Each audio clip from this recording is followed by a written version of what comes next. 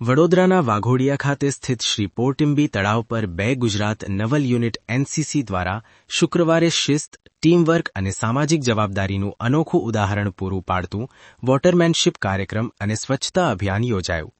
આ કાર્યક્રમમાં MS university અને પારુલ યુનિવર્સિટીના કુલ 75 એનસીસી કેડેટ્સ તેમજ 20 સેવા અને નાગરિક સ્ટાફ સભ્યો ઉત્સાહપૂર્વક જોડાયા હતા. કાર્યક્રમ દરમિયાન બોટ પુલિંગ ડ્રિલ્સનું આયોજન કરવામાં આવ્યું, જેના માધ્યમથી કેડેટ્સની શારીરિક ક્ષમતા, સંકલન અને સમુદ્રી કૌશલ્યમાં વધારો થાય તેવો પ્રયત્ન કરવામાં આવ્યો.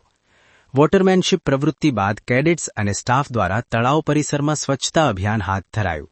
તમામ ભાગ લેનારોએ પર્યાવરણ પ્રત્યે જાગૃતિ દર્શાવી અને જાહેર સ્થળોને સ્વચ્છ રાખવાની મહત્વતા અંગે संदेश फैलाव्यो.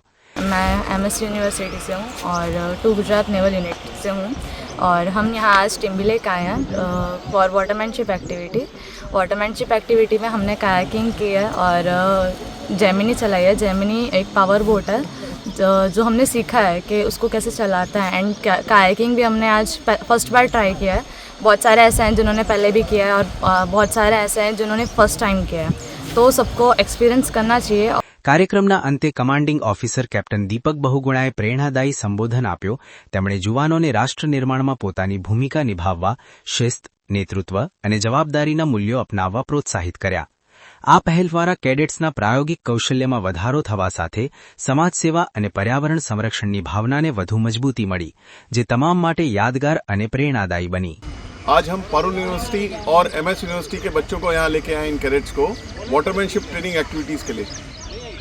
वाटरमैनशिप ट्रेनिंग एक्टिविटीज़ के बाद ये जो हमारे कैडेट्स हैं वो यहाँ एक स्वच्छता अभियान भी चलाएंगे.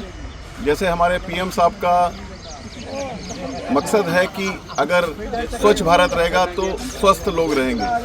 तो जैसा आप देख रहे हैं कि हमारे पीछे ये श्रीपोर्ट टिम्बी लेक है, जिसमें हमारे जो कैडेट्स हैं वो कयाक्स में बोटिंग कर रहे हैं और ये हमारी सेफ्टी बोट है जो लुक आफ्टर करेगी कैडेट्स की सेफ्टी के लिए. तो आज का जो हमारा दिन है वो काफ़ी पॉजिटिव रहने वाला है, क्योंकि बच्चे सिर्फ वाटरमैनशिप एक्टिविटीज़ नहीं सीखेंगे बल्कि स्वच्छता अभियान में भी पार्टिसिपेट करेंगे.